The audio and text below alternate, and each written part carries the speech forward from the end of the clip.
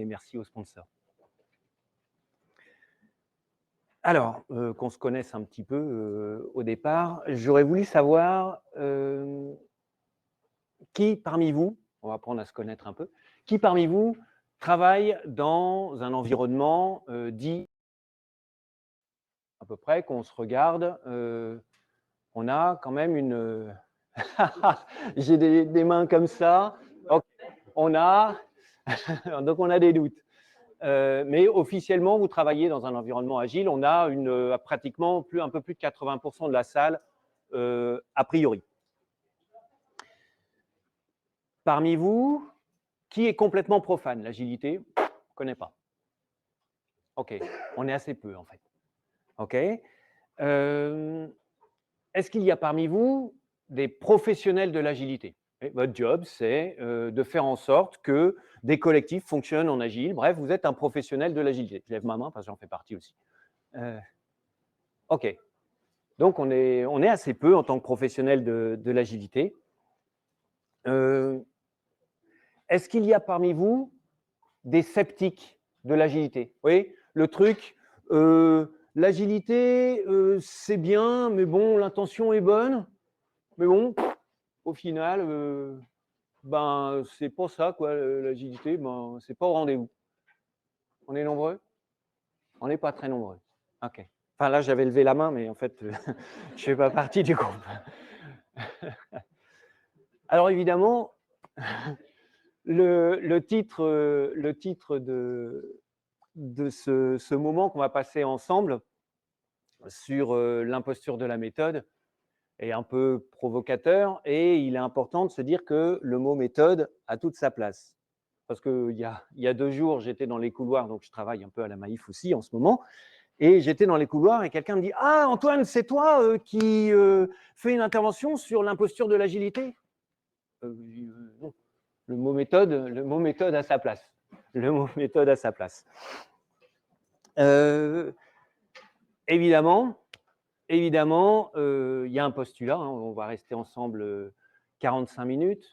Donc, j'ai fait des choix dans ce que j'ai pris pour échanger avec vous. Et ces choix sont forcément reposent sur mon expérience que je connais, sur mon environnement, ma carte du monde, comme on dit, pour les gens qui connaissent ce type d'expression-là. Et donc, c'est forcément biaisé. Ce n'est pas la vérité absolue, c'est ce que je pense. Et voilà, donc il y a ce petit biais. Je me présente rapidement. Moi, ça fait à peu près 10 ans que je fais de l'agilité. J'ai vécu c'est dans une grande entreprise, j'ai vécu une transition agile. J'étais extrêmement réfractaire au départ, mais bon, j'ai fini par apprécier. Et ça fait 9 ans que je travaille pour une société qui est en haut à gauche, là, M&T Solutions. Vous allez la voir sur toutes les slides. Voilà. Alors, pourquoi ce titre? C'est le constat. Le constat, c'est ça. Ça, je l'ai pris ce matin. En 2020, selon la Scrum Incorporation, vous connaissez la Scrum Incorporation? Non? C'est une société qui tourne autour du Scrum et Jeff Sutherland en est un des fondateurs, qui est lui aussi un des fondateurs de la méthodologie Scrum. Et eux, qu'est-ce qu'ils disent? 47% des transformations vers l'agilité ont échoué. Ah, ça ne marche pas à tous les coups alors. Et puis, on voit un article du Monde, la méthode agile, tant vantée en management, est la risée des jeunes sur Facebook. Depuis 2 ans, 120 000 internautes se gaussent de la flexibilité en entreprise en révélant la cruauté et la violence que recouvre ce concept. Avant, parce que je remonte un peu le temps, avant, je suis sur LinkedIn et comme beaucoup, on regarde les trucs qui passent et je voyais des articles fleurir en disant l'agilité, ça ne marche pas, c'est pire qu'avant, etc. Bon, humainement, ça ne me fait pas super plaisir parce que j'y crois dans l'agilité. Si j'y crois, c'est parce que je suis convaincu qu'elle peut amener un mieux, évidemment, en termes de performance pour l'entreprise, mais elle amène également un mieux dans la façon dont les humains vivent l'entreprise. Et donc, je me suis dit, autant d'échecs, autant de rancœur par rapport à quelque chose auquel je crois, ben, je vais aller chercher qu'est-ce qui pourrait expliquer qu'on en arrive là. Et c'est ce parcours de réflexion que je vous propose maintenant sur les minutes qui viennent. Alors déjà, on part d'où? Quand on parle d'agilité. Je ne sais pas si vous avez ça. Régulièrement, quand je suis face à une entreprise qui dit tiens, nous, on n'aimerait pas faire des approches agiles. On n'aimerait pas mettre en place les valeurs et les principes agiles tels que décrites par le manifesto ou autrement, on dit on aimerait bien mettre en place les méthodes agiles. OK. Donc, je pense que, en tout cas, c'est une façon de voir. L'agilité, finalement, c'est conceptualisé en 2001 et ce groupe de personnes dit quoi? L'agilité, ce sont 4 valeurs et 12 principes. Je ne vais pas vous les détailler ici. Qui les connaît, les valeurs et les… OK, on a une moitié à peu près. Donc, l'agilité, la base, ce sont 4 valeurs et 12 principes. C'est quoi une valeur? C'est quoi une valeur?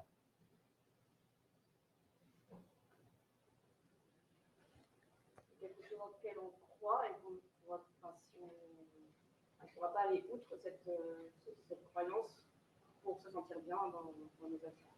Exactement, c'est quelque chose qu'on incarne et qui guide nos choix.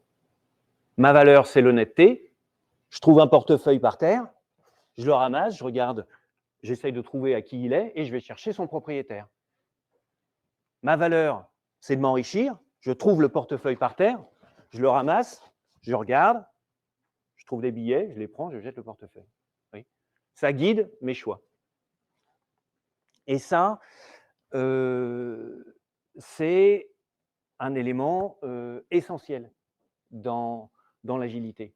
Et quand on dit l'agilité, ce sont 4 valeurs et 12 principes, ça veut bien dire ce que ça veut dire. Si nous décidons en tant que collectif de mettre en place l'agilité, c'est que dans nos choix, quoi qu'on fasse dans notre organisation, nous prenons nos décisions basées sur ces valeurs.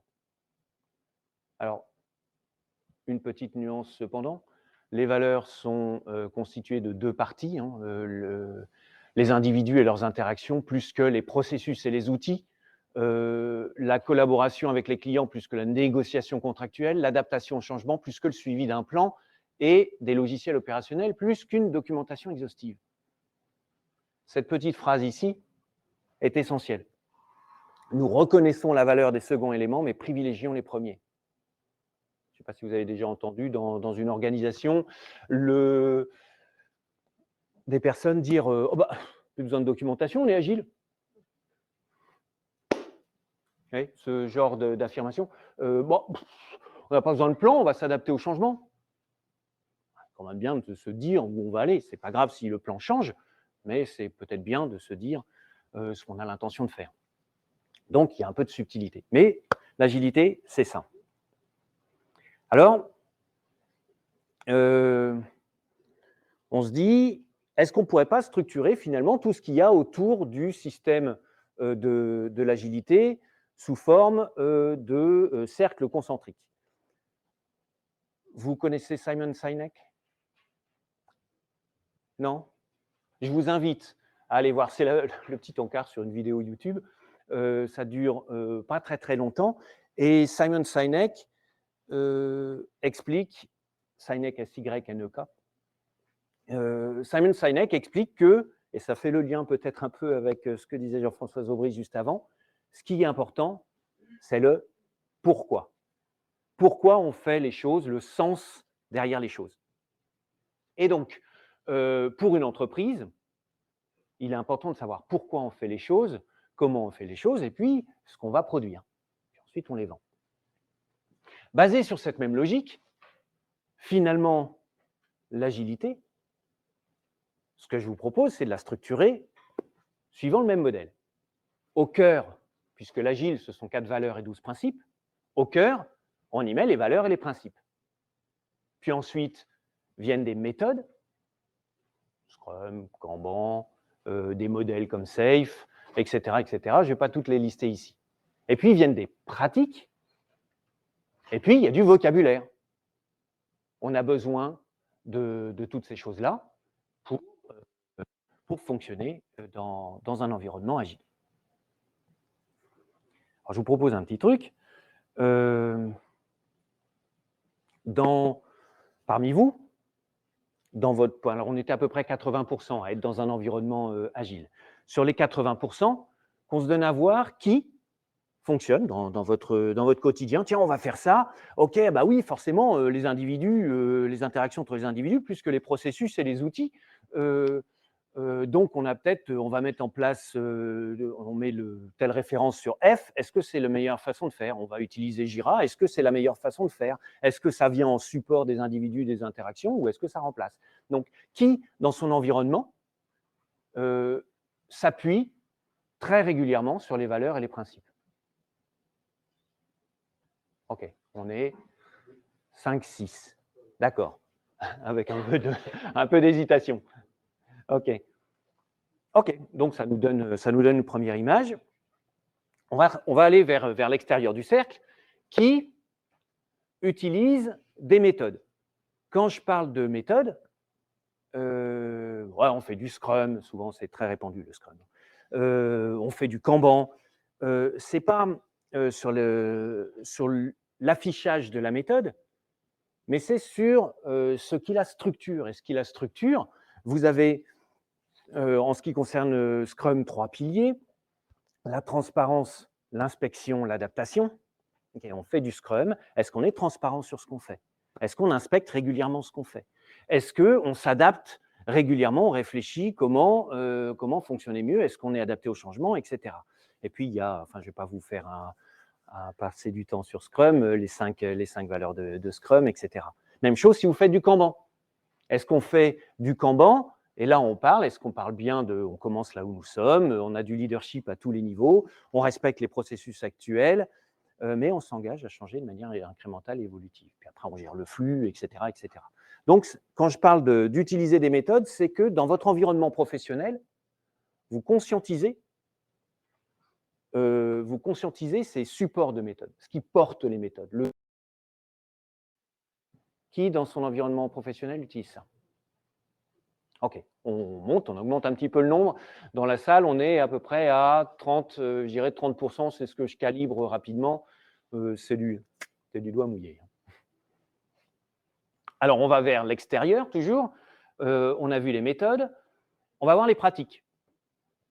Les pratiques. Alors, les pratiques sont des éléments extraits, c'est du comment, extraits souvent de méthodologie.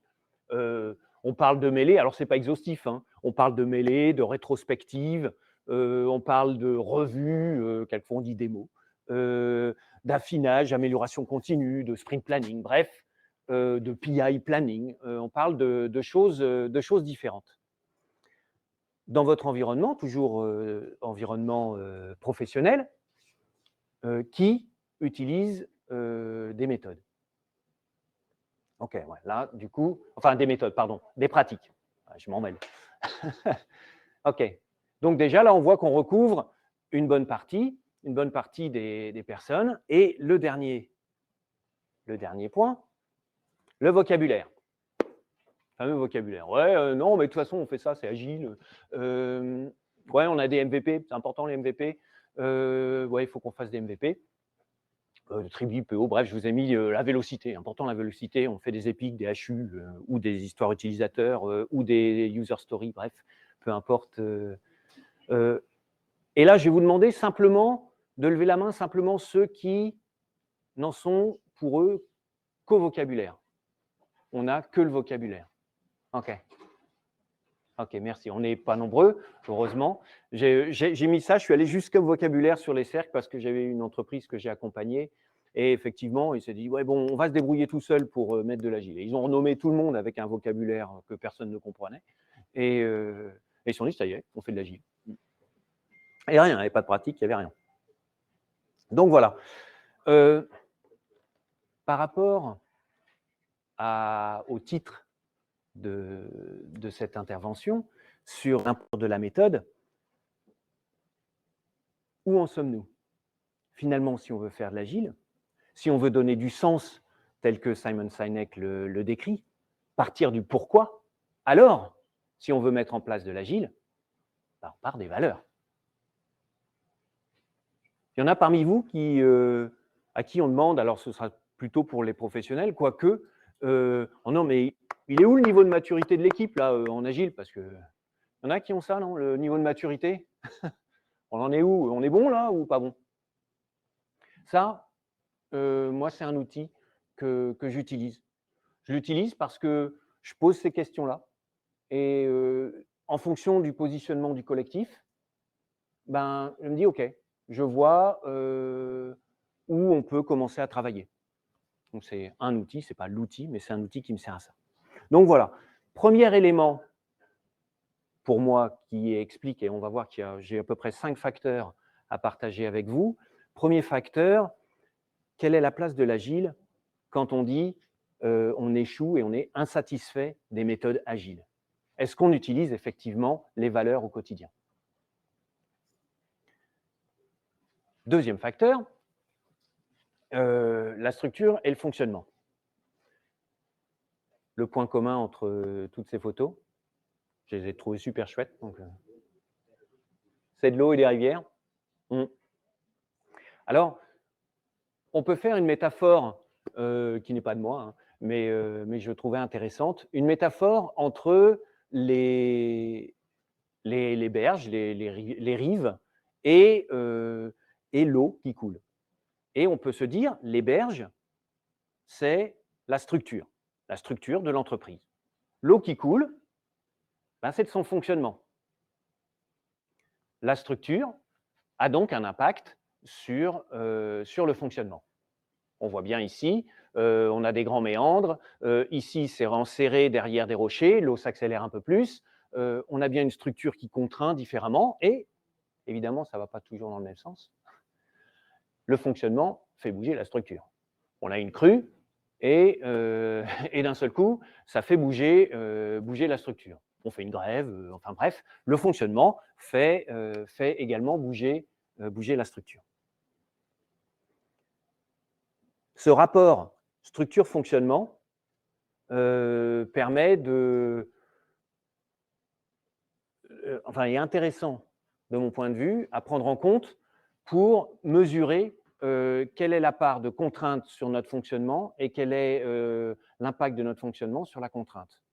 Quand on est insatisfait d'une méthode agile, quel est votre degré de liberté dans votre fonctionnement? À quel niveau êtes-vous contraint? Qu'est-ce que vous pouvez changer? La crue. Okay.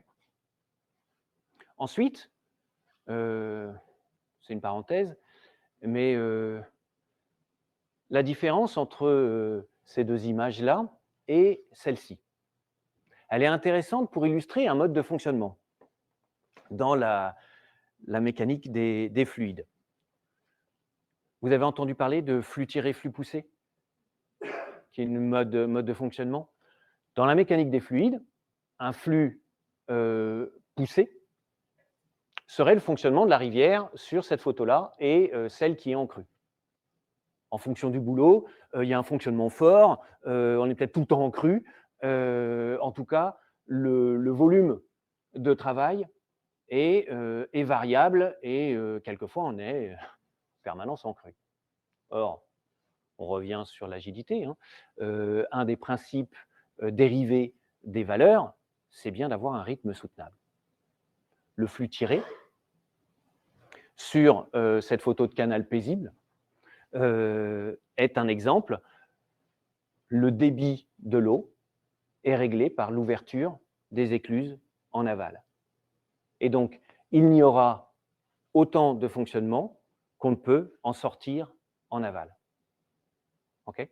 Illustration entre flux tiré, flux poussé. Ici, un fonctionnement erratique, des charges de boulot qui varient et quelquefois qui peuvent être fortes. Ici, une charge de travail lissée de par son fonctionnement.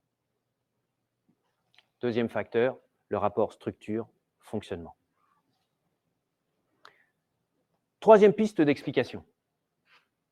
Alors, quand on organise un collectif, il y a, et ça fait écho avec ce que disait Jean-François Aubry juste avant, dans un fonctionnement, on a besoin du pourquoi, qu'est-ce qu'on peut faire, comment vous collaborez à quelque chose de grand.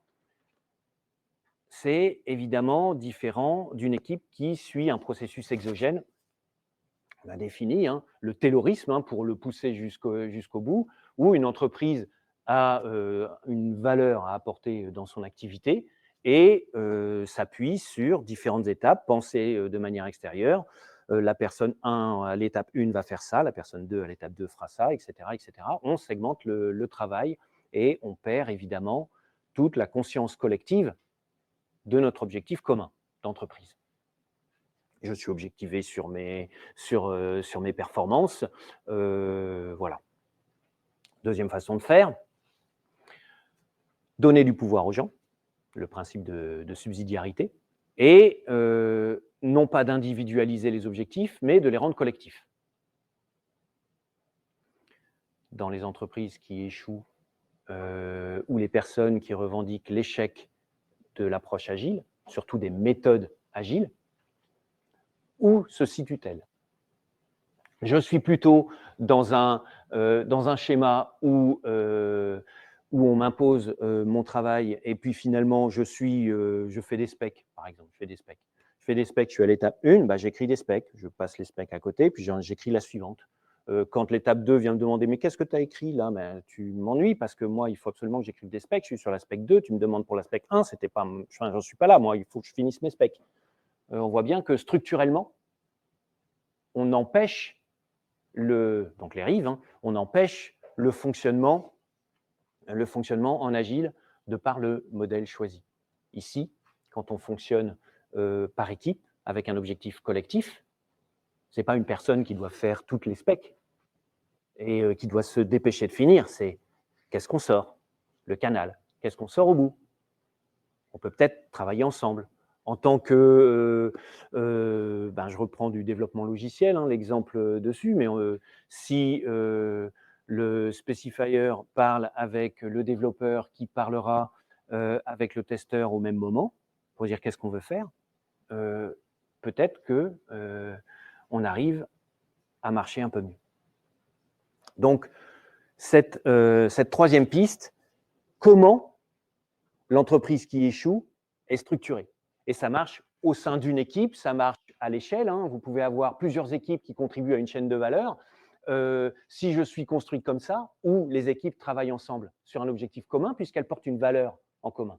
Donc ce modèle-là, vous pouvez l'exploser au sein d'une équipe, avec plusieurs équipes, à l'échelle d'une entreprise. Vous pouvez le mettre à l'échelle que vous voulez. Donc c'était la troisième piste.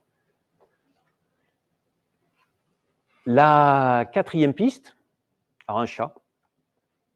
Pourquoi j'ai pris un chat? Vous connaissez chat perché? Vous avez joué? Quand on est gamin, on joue à chat perché. Quand on joue à chat perché, le jeu, c'est, voilà, je suis une souris, je suis perché, enfin, je suis dans une zone, et puis il y a un chat qui va me toucher, donc le but, c'est que je m'en sorte. Donc, vous allez avoir des gens qui vont être là, qui vont sortir de la zone, qui vont dire hop, et qui vont revenir sur la zone, et le chat n'a pas le temps de les toucher. Et puis, vous avez des personnes un peu plus téméraires qui vont foncer, qui vont courir, avec le chat qui va leur courir après. Ouh, on sent le danger, on retourne se percher. Okay. Qu'est-ce qu'ils font? La zone de sécurité, c'est quand je suis perché, la zone de départ. Et bien, le changement, c'est un peu la même chose. On demande à des gens de changer de système. Mais le cerveau déteste le changement. Notre cerveau, il est là pour nous protéger. Et quand on lui dit, oui, il faut faire autre chose, il faut faire différemment, votre cerveau va dire, c'est confortable ici, pourquoi on changerait? Je ne connais pas le reste, votre cerveau, il est là pour vous protéger en tant qu'humain, dans vos façons d'agir. Donc, quand vous fonctionnez dans du changement, vous voulez aller dans un fonctionnement dit agile, donc mettre en œuvre les 4 valeurs et les 12 principes dans votre écosystème, à la moindre difficulté, Vous êtes là, hop, vous revenez vous percher. L'homéostasie du système, vous revenez à l'état connu qui rassure antérieur. D'accord? Ça, c'est un des facteurs qui permet d'expliquer, en partie, hein, je pense, l'échec et les difficultés de la conduite du changement. J'ai jusqu'à quelle heure, moi? Je ne sais pas. J'ai encore un quart d'heure. Bon. OK.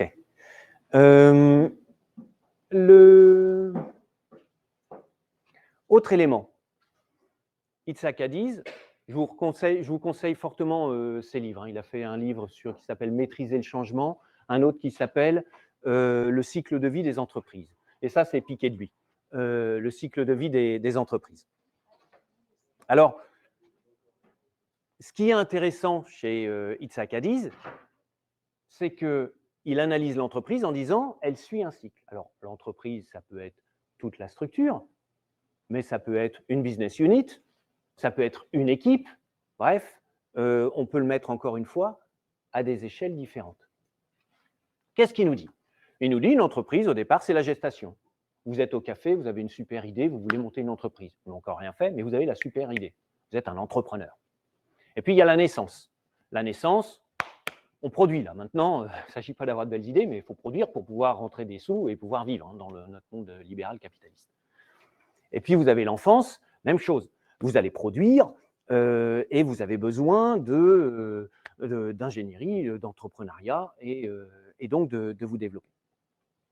Cette première phase, gestation, naissance, enfance, ce qui est important dans votre entreprise, c'est pourquoi vous faites les choses et ce que vous allez faire. S'il y a besoin, vous êtes en général peu nombreux, s'il y a besoin de faire quelque chose de particulier, peu importe qui ou comment on va le faire, on le fait. On a besoin de le faire. Le pourquoi et le quoi prévaut. En tout cas, c'est ce que nous dit Itzhak Adiz. Et puis vient la période de l'adolescence, âge adulte, stabilité.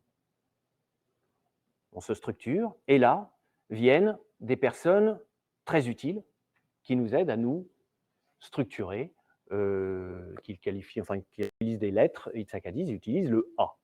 Le A, ceux qui connaissent la spirale dynamique, ça se rapproche du bleu quelquefois, il y a des convergences, mais des gens qui vont, et c'est très utile, structurer l'entreprise afin de gagner en efficience. On en a besoin, sinon on est efficace, mais on n'est pas efficient. Et puis, après la stabilité, vient la bureaucratisation. La bureaucratie et la mort, il n'y a plus rien. Les clés sous la porte, c'est terminé. Il se passe quoi dans cette phase-là? Dans cette phase-là, l'administration prend le dessus. Le comment et le qui prévaut par rapport au pourquoi et au quoi. Et pour raccrocher à la keynote juste avant de Jean-François Zobrist, si on entraîne des gens à faire des choses uniquement sur du comment, on perd le sens. Le sens déclenche les actions, on perd le sens, il n'y a plus d'action. En général, des entreprises aristocratiques vivent sur leurs acquis, elles ont encore des bons produits qui se vendent bien, donc qu'est-ce qu'elles font? Elles achètent d'autres entreprises qui sont en général ici, et puis elles les étouffent avec du A, enfin, bon, bref. Peu importe, ce qui est important, c'est de savoir où on se situe. Dans votre organisation, et un des facteurs possibles d'explication pour l'échec de la mise en œuvre de l'agilité et donc des méthodes agiles, pour reprendre ça, si dans votre écosystème, le comment et le qui prévalent, alors la structure de la méthode prévale et donc vous perdez le sens, vous perdez le pourquoi et le quoi.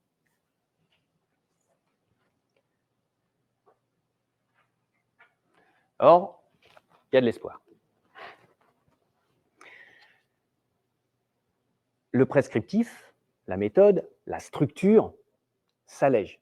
On voit bien qu'il y a Scrum Incorporation, qui ne doit pas y être pour rien dans le Scrum Guide, et ça c'est issu du Scrum Guide. finalement, la tendance, ils le disent eux-mêmes, on est moins prescriptif. OK, on relâche sur la méthode. Finalement, si la tendance est de relâcher sur le cadre, le comment, c'est peut-être que on s'aperçoit que ça marche un peu mieux quand on relâche sur le comment. Donc, qu'est-ce qu'il nous dit? Au fil du temps, le Scrum Guide commençait à devenir prescriptif. Ah, c'est pas posé comme quelque chose de très positif. La version 2020 vise à ramener Scrum à un cadre minimal suffisant en supprimant autant que faire se peut le langage prescriptif. D'accord? On enlève, on allège le côté, le comment sur la façon de mettre en œuvre la méthodologie Scrum. Et on voit bien, hein, quand on parle du sprint planning, il y avait bien le quoi et le comment, mais il y a un objectif. Qu'est-ce que nous voulons faire avec notre collectif? Qu'est-ce que nous voulons faire? Et donc, ce qui vient dans la version 2020, c'est bien de mettre l'objectif de sprint, le pourquoi. OK? Alors, comment on pourrait faire pour éviter d'aller vers l'échec et d'être dans ces 47% qui échouent? La conclusion, c'est que l'humain fait l'entreprise. L'entreprise, c'est comme l'Agile Niort, hein, c'est un groupe d'humains qui se sont dit, tiens, on va regrouper des gens qui vont parler autour de l'agilité, c'est intéressant, faire un peu d'exploration. Ça, c'est une entreprise, il leur fallait des fonds, ils ont été chercher des sponsors, et ils ont fait quelque chose. Une entreprise, c'est avant tout des humains qui ont un objectif commun. Je laisse le modèle économique d'entreprise de côté et je fais le focus sur l'entreprise qui souhaite mettre en place de l'agilité. Bien entendu, l'agilité, ça marche bien. Donc, on met en place l'agilité. Les valeurs et les principes. Je pars de ça. Donc, vous avez 3 leviers, 3 grands leviers. La structure, les méthodes, etc. Vous avez la structure. Vous avez possibilité d'agir sur les équipes et la possibilité d'agir sur les individus. 3 axes. On a vu, la structure seule n'apporte pas forcément à en croire les témoignages, n'apporte pas forcément de satisfaction. Maintenant, si vous travaillez sur l'équipe seule et la structure, vous privilégiez ces 2 choses. C'est bien, on va faire des fonctionnements d'équipe et on va travailler sur la structure. Vous montez des équipes et pour l'individu, vous laissez un peu de côté. Mais vous avez besoin d'un Scrum Master. Bon, salut, tu étais chef de projet? Oui, bah tiens, tu viens, tu es Scrum Master. Tu faisais quoi, toi, de la MOA? Bah, tiens, Product Owner, ça te plairait? On a une place. Okay. Oh, bah oui, bon, tiens, paf. Ou non, justement, ah, Product Owner, je dois faire quoi? Scrum Master, bah, je ne sais pas, moi j'étais chef de projet, moi mon but c'était d'affecter du travail aux gens et de m'assurer que tout était couvert et j'étais garant du résultat. Oui, mais là tu es Scrum Master. Ah oui, c'est pareil finalement. On voit bien que si on fait la concentration uniquement sur la structure et les équipes, on arrive à une insatisfaction et à du turnover, ou de la souffrance. Un turnover choisi, où la place est bonne quand même, là, quand on est dans cette entreprise, ben ouais, on a une carrière toute tracée, c'est sécurisant, on reste. Du coup, on souffre d'une autre manière. Okay, le turnover. Autre chose, on peut dire, on va mettre en place des méthodes, structures, et on va travailler avec les individus. On vous forme, Scrum Master, PO, allez, c'est parti, on fait ça. On revient sur ce qu'on se disait tout à l'heure, c'est du taylorisme. On ne tient pas compte de la structure d'équipe, et du coup, on obtient quoi? Du silotage. Le silotage, c'est quoi la conséquence? On perd l'intelligence collective et l'objectif commun. On revient sur un objectif individuel. On perd toute la grandeur, ou ce qui pourrait faire la grandeur de l'entreprise, c'est un ensemble d'individus qui embrassent une cause commune. Et alors, si on travaille sur uniquement les individus et les équipes, il se passe quoi?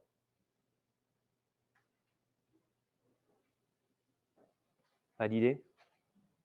Bon, on n'est pas structuré. Fonctionnement erratique. On a besoin de tout. Bon, on a besoin de se structurer. Ça ne veut pas dire que les individus et les équipes, on travaille dessus, n'arriveraient pas à faire émerger une structure. Et dans ce cas-là, on bosse sur la structure. OK? Donc, si vous voulez que ça fonctionne, c'est un équilibre subtil entre les 3 paramètres. Et là, vous arriverez à avoir, de mon point de vue, du succès et vous contrecarrerez les situations de frustration et de déception dans les transitions agiles. Est-ce que vous avez des questions? On a un peu de temps. Oui? Alors, devant tous ces rejets que vous avez pu constater, Oui. selon vous, quelle est la cause principale? C'est des individus, des équipes, de la structure C'est la structure. Chacun vient avec l'intention de bien faire, comme dirait, faites de votre mieux, les accords Toltec. Et donc, si je fais quelque chose qui ne va pas, si je suis en souffrance, c'est souvent la structure. Quand bien même la souffrance pourrait être un Scrum Master qui a été nommé sans être formé Scrum Master et qui doit jouer ce rôle, il serait en souffrance parce qu'il n'a pas eu cette formation. Quelle est la responsabilité de l'entreprise de ne pas lui avoir fourni cette formation? Donc, oui, pour en revenir à ce que tu disais, ce qui explique, c'est essentiellement, pour moi, la prévalence du focus sur la structure plus que sur les autres aspects. Et penser méthode. Vous voyez, une entreprise qui est plutôt dans le comment et qui, en général, ce sont des grands comptes qui ont les moyens de se payer une transition avec des accompagnements. Sauf qu'elles sont sur le comment et le qui. Alors, comment vous allez faire? Et quoi? Quelle méthode on prend? On va faire du safe. On va faire du safe parce que c'est pratique, c'est prescriptif. On sait exactement ce qu'il faut faire. Tac, on suit. OK, vous mettez du safe.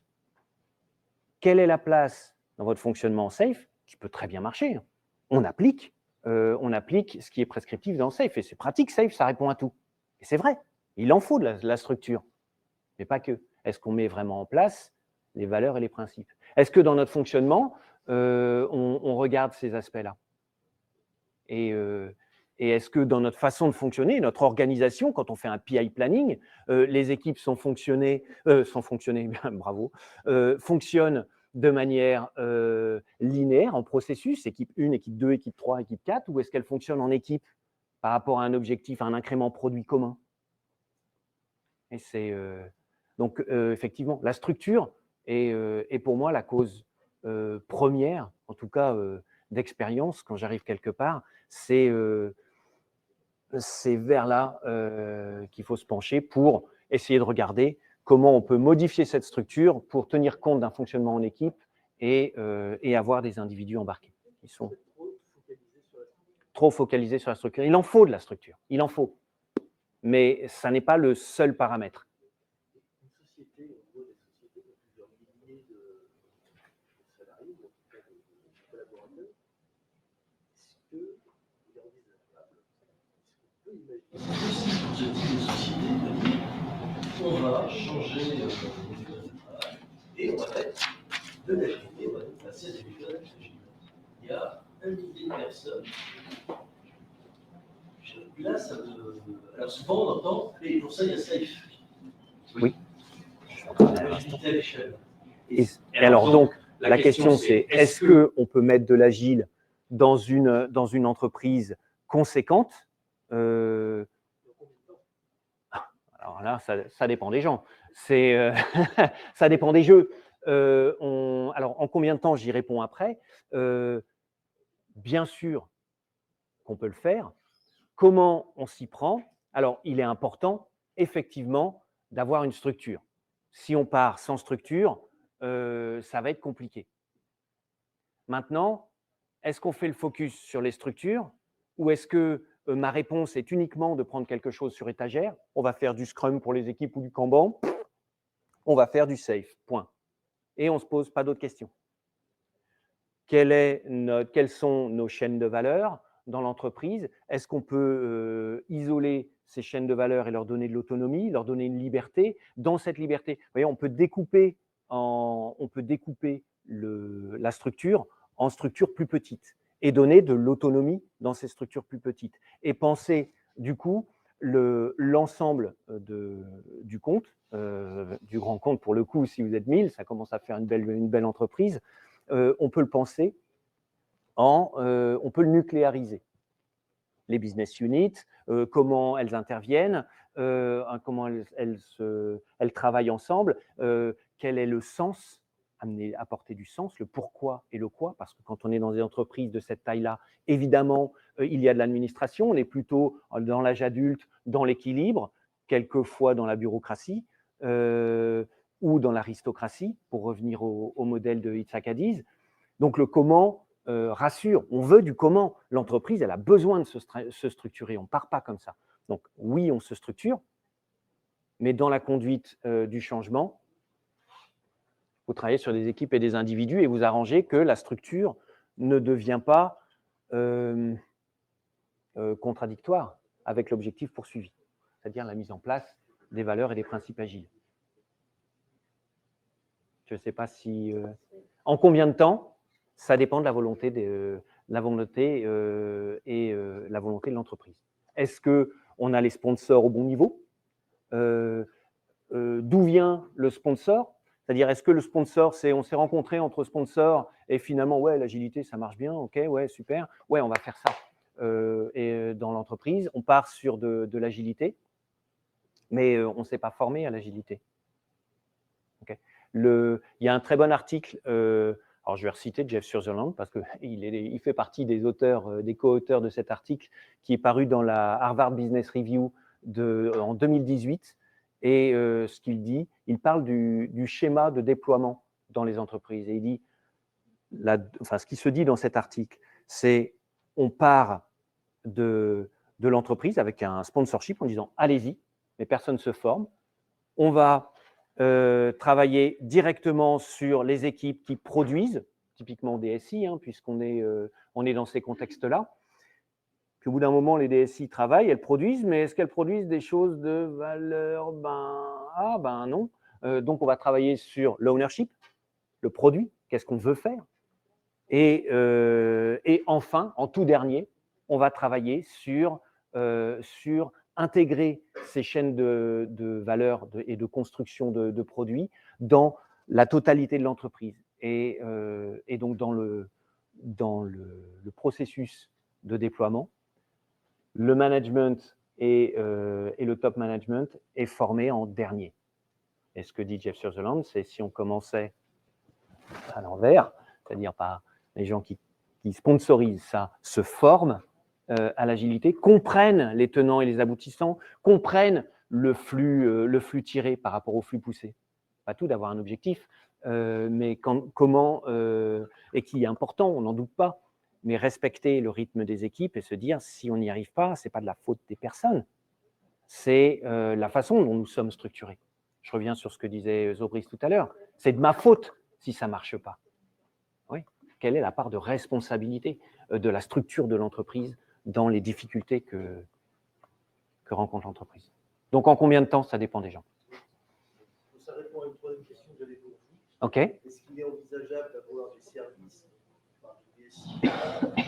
nous, on va devenir agile sans qu'on rencontre le reste de l'entreprise,